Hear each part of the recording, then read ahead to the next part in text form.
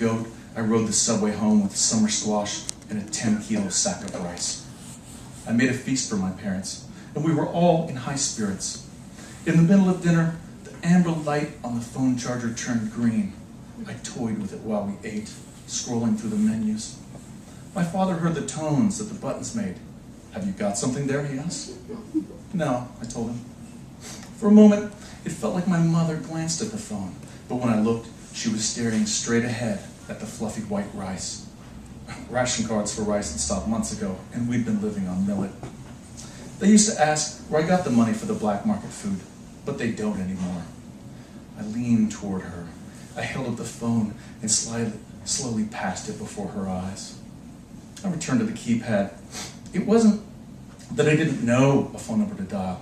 It was that only now I realized I didn't have a person to call. There wasn't a woman, a colleague, even a relative that I was close to. "Father," I said, "if you were to contact someone, who would it be?" "I have no need to contact anyone," he said. "It's not need," I said. "Wouldn't you want to call a friend or a relative?" "Our party comrades fulfill our needs," my mother said. "What about your aunt?" I asked my father. "Don't you have an aunt in the South?" My father's face went blank. "We have no ties to that corrupt nation," he said. "We denounce her," my mother said. "Hey, I'm not asking as a state interrogator," I told him. "I'm your son. This is family talk." They ate in silence. I returned to the phone, moving through its functions, all of which seemed disabled. I dialed a couple random numbers, but the phone wouldn't connect to the network, even though I could see the cellular tower from our window. It looked like I'd be selling the thing after all. "Hey, wait," I said. "When I was a boy, there was a couple. They'd come over and the four of you would play cards late into the night. Aren't you curious what happened to them? Wouldn't you contact them if you could?" "I don't believe I've heard of these people," my father said. "Not sure of it," I told him. "I remember them clearly." "No," he said, "you're mistaken." "Father, it's me. There's no one else here. No one's listening." "Stop this dangerous talk," my mother said. "We met with no one." "I'm not saying you met with anyone. The four of you would play cards after the factory closed. You'd drink shoju." I reached to take my father's hand, but the touch surprised him and he recoiled. "Father, it's me. Take my hand." "Do not question our loyalties," he said. "Is this a test?" he asked me. He looked wide-eyed around the room. "Are we being tested?" There's a talk that every father must have with his son, in which he brings the child to understand that there are things we must say on the outside, while inside we are still family. I was 8 when my father had this talk with me. We were under a tree on Moranbang Hill. He told me that there was a path set out for us. On it, we had to do everything the signs commanded. We must walk this path alone on the outside, but inside we would be holding hands. On Sundays, the factories were closed, so the air was clear, and I could imagine this path ahead stretching across the Taedong Valley. We ate berry-flavored ices and listened to the sounds of old men at their changi boards. My father said to me, "I denounce this boy for having a blue tongue." We laughed. I pointed at my father. "This citizen eats mustard." I had recently tried mustard for the first time, and the look on my face made my parents laugh. Everything mustard was funny to me. My father addressed an invisible authority in the air. "This boy has counter-revolutionary thoughts about mustard. He should be sent to a mustard seed farm to correct his mustardly thinking." We laughed. "Now take my hand," he told me. I put my small hand in his, and then his mouth became sharp with hate.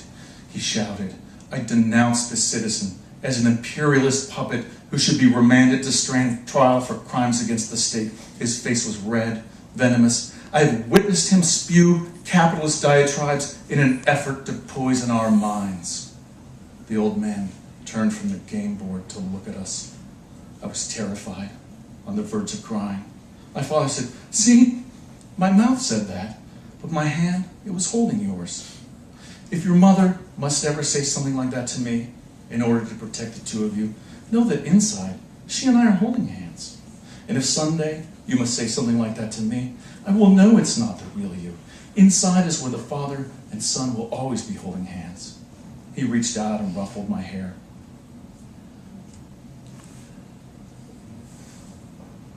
I put my useless phone away. That night, I felt weak. like my body was hungry for some kind of food I'd never tasted. I thought of the dogs in the Central Zoo that lived on cabbage and old tomatoes. When I turned to go home, I found the subway shut down, and the queue for the Quang Bok Express was 3 blocks long. I started walking. I didn't make it 2 blocks before I heard the bullhorns, and I knew I was in trouble. The Minister of Mass Mobilization and his cadres were moving through the district, sweeping up any citizen unlucky enough to be on the street. If you couldn't run, if they even thought you were trying to avoid volunteering for harvest duty, it was off to a redeemability farm for a month of labor. It was, however, the kind of thing that a Pubyuk badge could get you out of. Without it, I found myself in the back of a dump truck, headed to the countryside to pull rice for 16 hours. We drove northeast by moonlight toward the silhouetted Myoyang Range, the driver flashing on his headlights when he thought he saw something in the road, but there was nothing there. No people, no cars, nothing but empty highways lined with tank traps and large Chinese excavators abandoned for want of parts. In the dark, we found a peasant village somewhere along the Chongchang River. Us city folk, about 100 of us, climbed down to sleep on the open ground. I had my smock to keep me warm. For 5 years I'd used a badge to escape harvest details, so I'd forgotten the sounds of crickets and frogs in the summer, the pungent mist that rises off the rice water. I heard children somewhere playing in the dark, and I heard the sounds of a man and a woman engaged in what must have been genital intercourse. What followed was my best night's sleep in years. There was no breakfast, and my hands blistered before the sun was up. Why we drained one field and flooded another, I have no idea. But the light dawned hard on the peasants of Chigang province. They all wore cheap, ill-fitting Vinalon suits. They had nothing but black sandals, and their bodies were rail-thin, their teeth translucent to the black cores. It turned out I showed too little promise as a rice harvester, and instead was sent to empty latrine pots, raking the contents between layers of rice hull. An old woman, too old to work, watched me labor. She smoked her own kind of cigarette, rolled in corn husks, and told me many stories, but because she lacked teeth, I couldn't understand them. In the afternoon, a city woman was struck by a grand snake, long as a man. They gave her wound a poultice. I tried to quiet her screams by stroking her soft hair, but that snake must have done something to her. She started hitting me and pushing me away. The peasants by then had caught the twisting snake, black as the befeckled water that had concealed it. Some wanted to take its gallbladder. Others wished to milk its venom for liquor.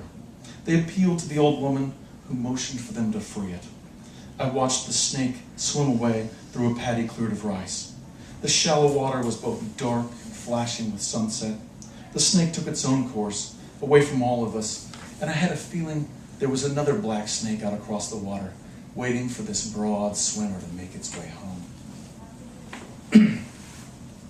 It was midnight when I arrived at the apartment building. Though the key turned in the lock, the door wouldn't open. It was somehow barricaded from within.